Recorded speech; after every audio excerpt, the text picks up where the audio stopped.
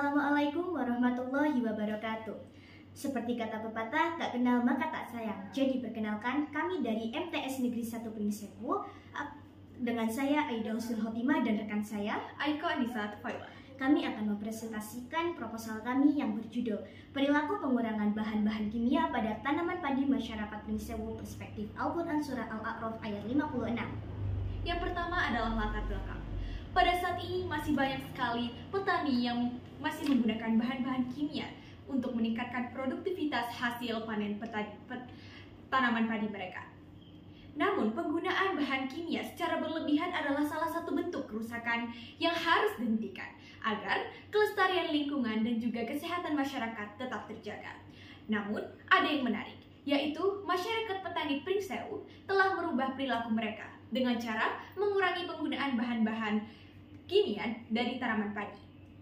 Hal ini senada dengan Quran Surat Al-A'raf ayat 56. وَلَا تُفْسِدُوا فِي الْأَرْضِ بَعْدَ إِصْلَاحِهَا وَادْعُوهُ خَوْفًا وَطَمَعًا إِنَّ رَحْمَةَ اللَّهِ قَرِيبٌ مِنَ الْمُحْسِنِينَ, yang artinya, dan janganlah kamu berbuat kerusakan di bumi setelah diciptakan dengan baik. Berdoalah kepadanya dengan rasa takut dan penuh harap. Sesungguhnya rahmat Allah berada di dekat orang-orang yang berbuat kebaikan. Dari latar belakang tersebut, kami telah memperoleh rumusan masalah. Yang pertama, apa saja faktor yang mendorong masyarakat petani Pringsewu untuk mengurangi bahan-bahan kimia terhadap tanaman padi? Yang kedua, apa perspektif Quran Surat Al-A'raf ayat 56 terhadap perilaku masyarakat petani Pringsewu yang mengurangi bahan-bahan kimia terhadap tanaman padi? Selanjutnya adalah kajian teori. Peneliti menggunakan teori perilaku terencana atau theory of planned behavior dalam konteks beragama yang di dalamnya sudah dijelaskan bahwa perilaku ini disebabkan oleh niat. Dan dalam konteks beragama terdapat ayat Al-Quran yang berbunyi Zuharal fasad fil barri wal bahri bima kasabat aydin nasi liyudhiqahum ba'dalladhi amilul la'allahum yarji'un, yang artinya telah tampak kerusakan di darat dan di laut yang disebabkan oleh percampuran tangan manusia. Melalui hal itu Allah Subhanahu wa Ta'ala membuat mereka merasakan dari apa yang mereka lakukan agar mereka kembali ke jalan yang benar. Al-Quran Surah Ar-Rum ayat 41. Selanjutnya adalah landasan pustaka. Yang pertama, apa dampak penggunaan bahan-bahan kimia terhadap tanaman? Terdapat dua dampak, yaitu dampak positif dan juga dampak negatif. Dampak positifnya seperti mempercepat pertumbuhan tanaman, melindungi tanaman dari hama, dan juga mengendalikan gulma. Tetapi terdapat juga dampak negatifnya, seperti membunuh organisme yang penting bagi ekosistem, serta residu kimia yang dihasilkan dapat berbahaya bagi manusia yang mengonsumsinya, karena dapat menyebabkan penyakit kronis. Yang kedua, ekoteologi Islam dan juga Quran Surat Al-A'raf ayat 56. Ekoteologi Islam berangkat dari pandangan bahwa alam adalah ciptaan Allah yang harus dihormati dan juga dilestarikan.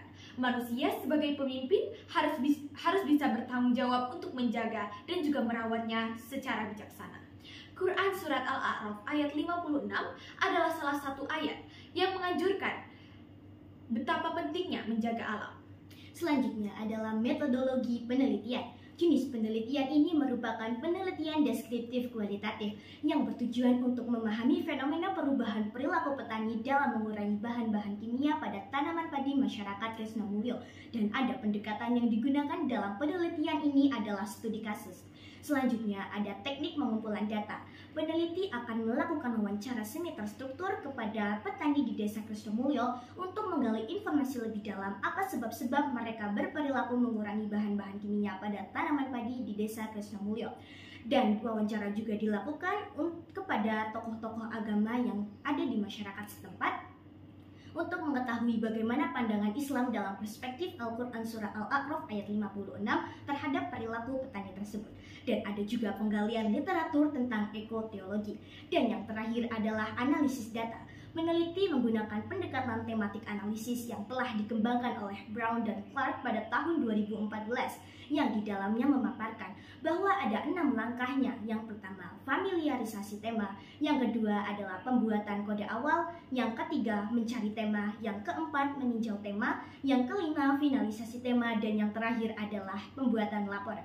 Sekian dan terima kasih. Wassalamualaikum warahmatullahi wabarakatuh.